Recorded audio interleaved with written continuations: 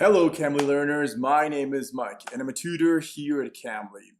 So in the video of today, what are we going to cover? We're going to cover what is the past perfect.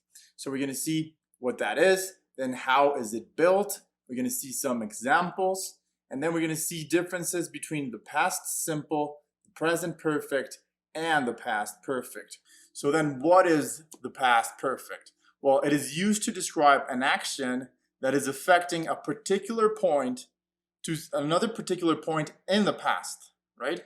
You want to be very specific when you're using the past perfect.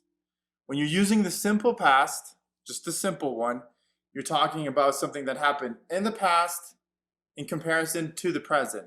So the reference point relies in the present.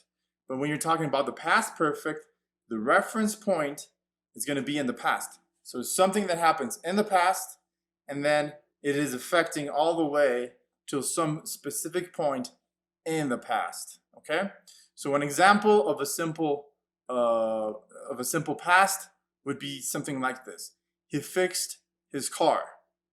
You're not being specific. You're just saying he already fixed his car, some point in the past. But if you want to give more detail, he had fixed his car before it broke down on Monday.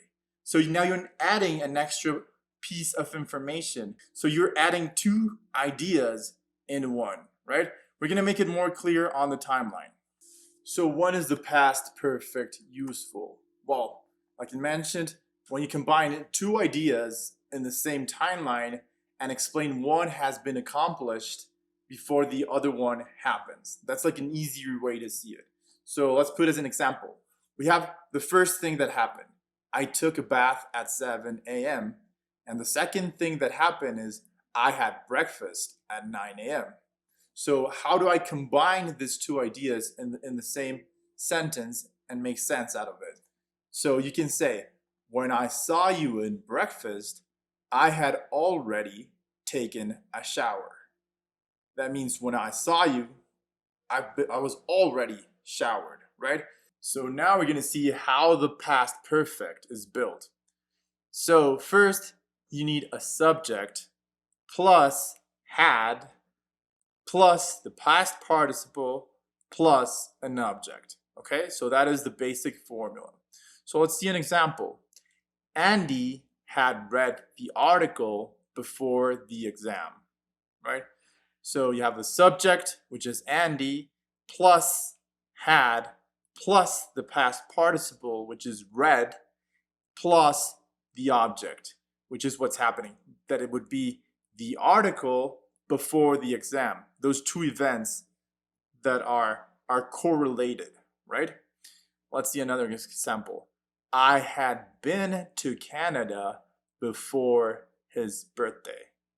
So first we have the subject, which is I, plus the had, plus the past participle, which in this case would be been, and then the object, which is to Canada before his birthday.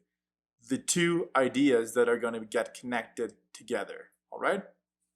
So now we're going to see the main difference between the present perfect and the past perfect. So in the present perfect, you have I, we, you, and they have, and he, she, and it has, plus the past participle, right? But in the past perfect, you have I, we, you, they, he, she, and it, all plus the had plus the past participle, right? So that is the main difference between both, right? So now we're going to do a review with a timeline that is going to explain simple past versus present perfect versus past perfect. So here we have the timeline. So let's go with the simple past first. So something that happened in the past, right? He fixed his car, right? Then you have the present perfect, which is something that is affecting in the past all the way to the present, right? So this statement would be true till now. For example, he has fixed his car, right? And the last one would be the past perfect. When we have something that happened in the past It is affecting until some point in the past, but it's not relevant to the point of now, right? So he had fixed his car before it broke down on Monday. So from before till Monday, it was fixed, but it broke down on Monday, and now to the now, it's not fixed. So you use this to give further detail about things that are happening and comparing two events. For those who are unfamiliar with Cambly, Cambly gives you instant access to friendly native speakers just like me. You can take your English lessons anytime, anywhere. From your computer, from your tablet, from your phone. Very easy. So you can schedule your next lesson with me on the link below.